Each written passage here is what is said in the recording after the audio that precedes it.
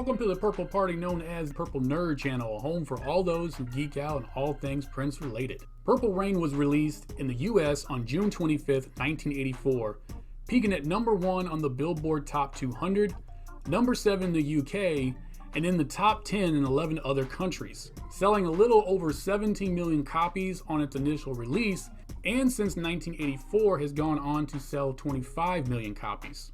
As the album has re-entered the top 10 of the Billboard Top 200 8 times since 1984.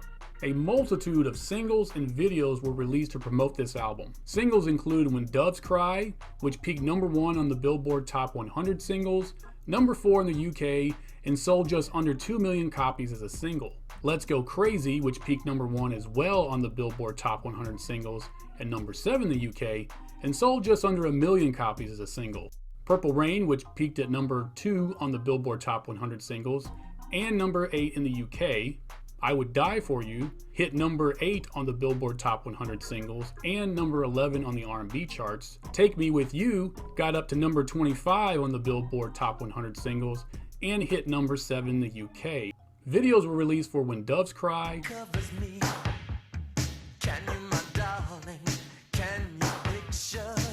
Purple Rain,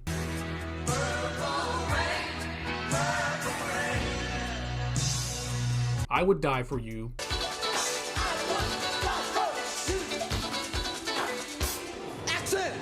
Let's Go Crazy,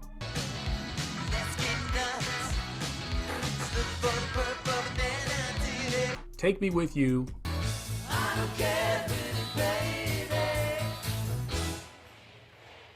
and Baby I'm a Star.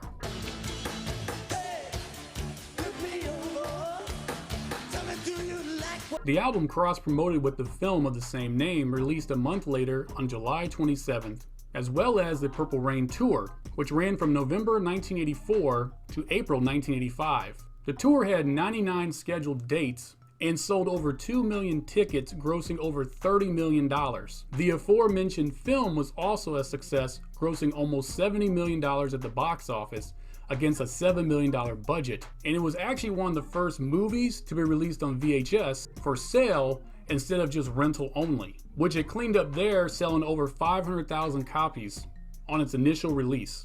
Speaking of VHS, Prince and the Revolution Live was released on VHS on July 29, 1985 in the US, selling just under 2 million copies. Purple Rain marks the first time that Prince actually shares credit with a band, as the material recorded for his first 5 albums, 98% of what you hear is actually a solo effort by Prince. And when I mean solo, I'm talking about he wrote, produced, and arranged all the songs, recorded all the vocals himself, including background vocals, and played all the instruments. On this album, 8 of the 9 songs are written by Prince, as one of them he has a co-writer, with The Revolution performing on 5 of the 9 songs, with 3 of those songs being live recordings, which is another first for Prince, as he had not released any live recordings prior to this. The Revolution started off as Prince's touring band for the 1999 tour. The name is secretly placed on the cover of the album 1999. The band consisted of Bobby Z on drums, Mark Brown on bass, Dr. Fink and Lisa Coleman on keyboards,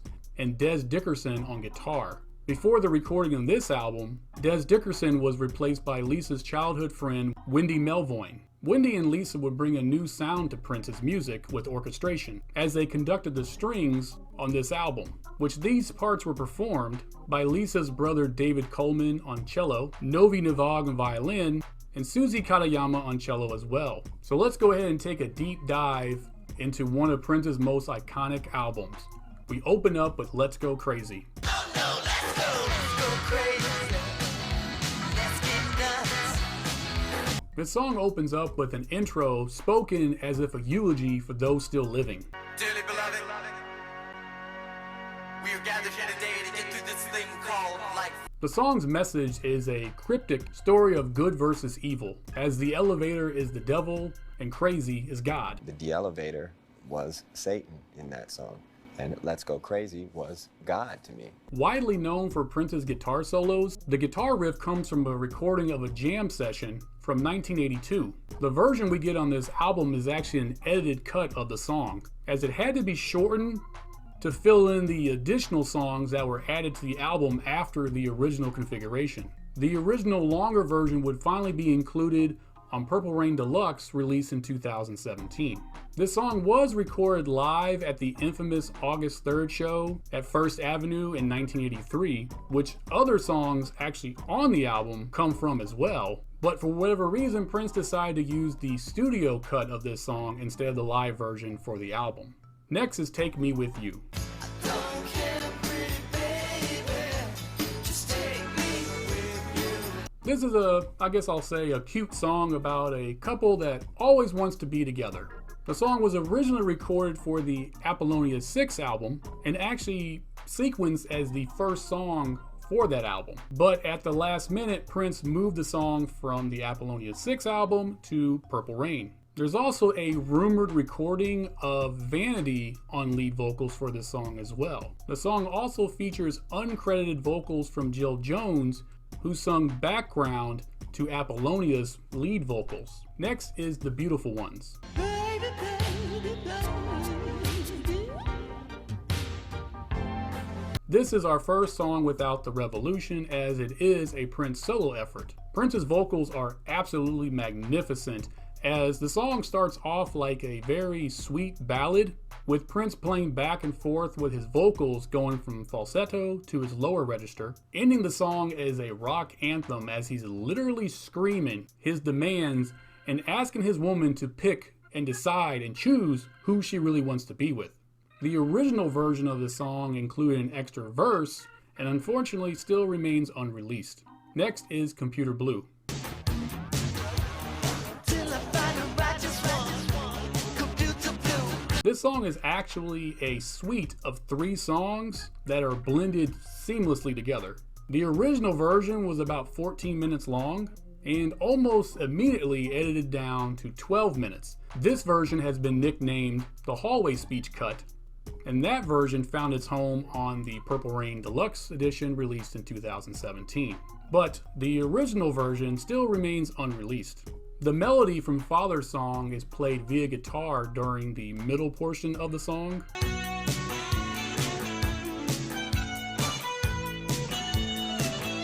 Father's Song is an instrumental co-written by Prince's father.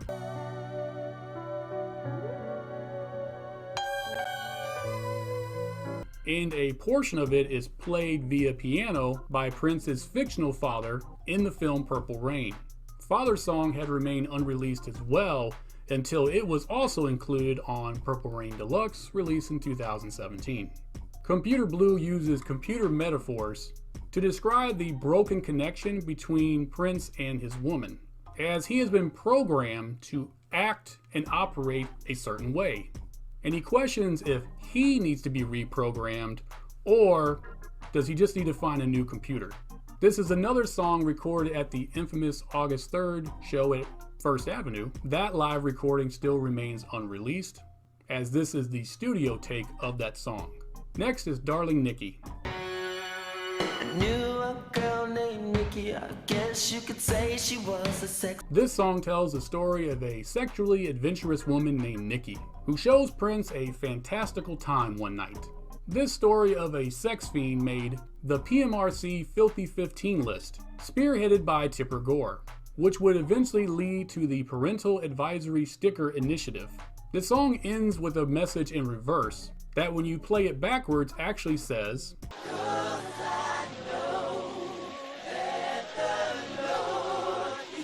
There is a longer version of this song that doesn't include the hidden message that still remains unreleased. Oh, and this is also another song that doesn't feature the Revolution, as this is a Prince solo effort. Next is When Doves Cry. Dig, if you will, the picture of you and I engaged. This is another song that doesn't feature the Revolution, as this song was composed and recorded by Prince after the album Purple Rain was actually completed. In the song, Prince uses words to illustrate perfectly, in the most poetical way, the relationship between the characters the Kid and Apollonia from the film Purple Rain. The song is stripped down to basically 4 instruments, giving it a unique, unfinished sound that really lets the vocals stand out. as Prince layers multiple takes of his own voice, creating an almost haunting atmosphere as soon as the hook kicks in. The song is known for its lack of bass, as Prince removed the bass line, but there's a rumor that there was even more instruments on the original take of the song, including orchestration. The only known unreleased version of the song is the one with the bass line still included. Next is I Would Die For You.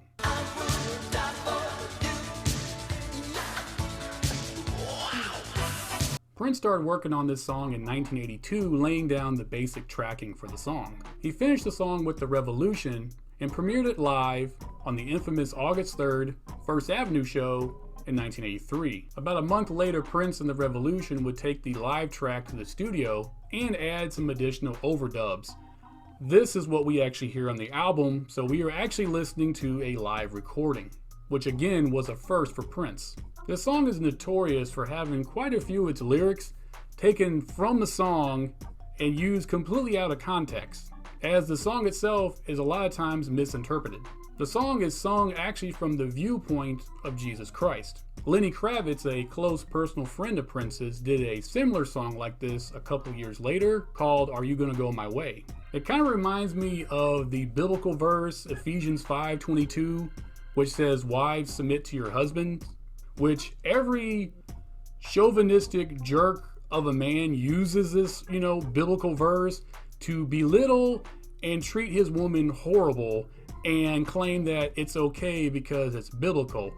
But if you would read the rest of Ephesians 5, it also says that husbands are to honor their wives and love their wives as they love themselves, followed up with a whole bunch of other instructions of how to actually love your wife.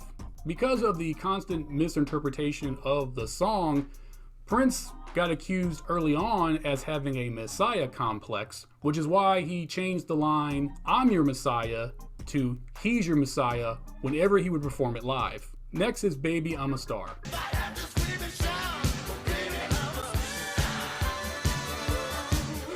Just like the previous song, this is another live recording from the same First Avenue show, and again brought back to the studio with some overdubs added.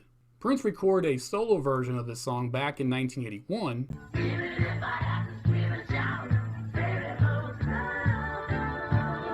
and started reworking the song with The Revolution in 1983. The studio version of this song, as well as the 1981 version, still remain unreleased. Next is Purple Rain.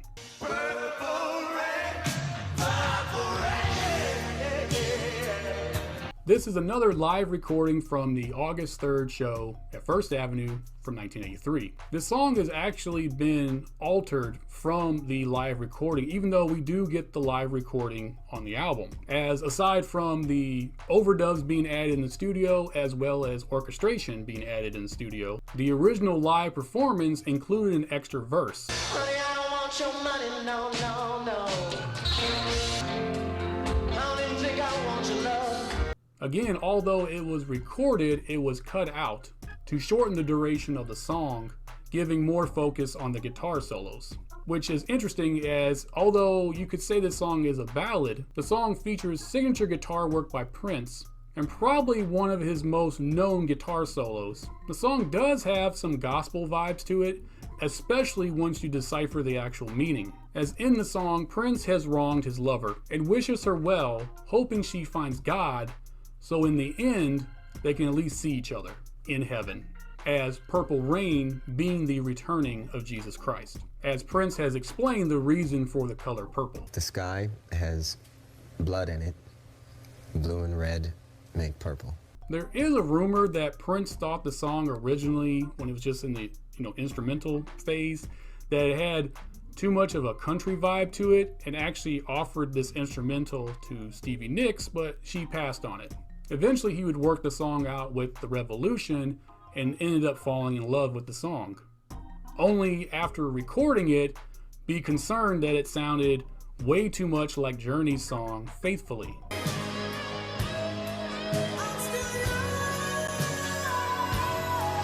And at one time even considered not releasing it because of that.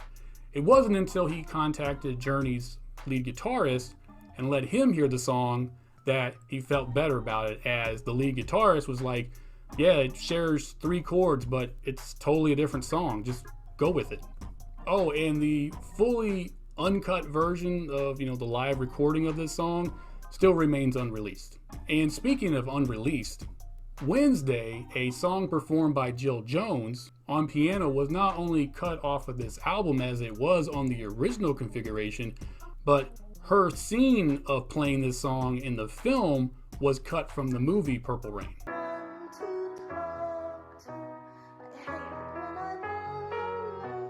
Also, the aforementioned Father song was also included on the original configuration of Purple Rain. Aside from this being one of Prince's greatest albums, and by many people's standards says it has a collection of his greatest songs, the singles that were released also included some of the greatest B-sides, like 17 Days, Erotic City, God, and Another Lonely Christmas. With this much great material released under Prince's name, it's sometimes hard to believe that he also wrote and produced 3 other albums during this same recording time period. Those albums included Ice Cream Castle by The Time, Apollonia 6's self-titled album, and Sheila E.'s The Glamorous Life. As well as, by the time he started the Purple Rain tour, he had already completed his next album, Around the World in a Day. As of right now, we don't have any definitive news about what we will be getting on the 40th anniversary edition of this album. Right now, it's all just guesses and hopes, but I'll probably end up doing a video about the 40th anniversary and what we'll be getting on it when that is finally officially announced, which will probably hopefully be during Celebration, which is coming up towards the end of this month.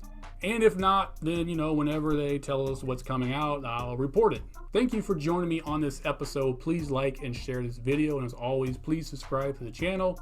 And if you got a moment, go ahead and check out my Patreon account. I'll have a link to that in the description down below. I will see you on the next episode, where I do my very first ranking video. And depending on how it turns out, it may be the last. So until that next episode, I wish you heaven.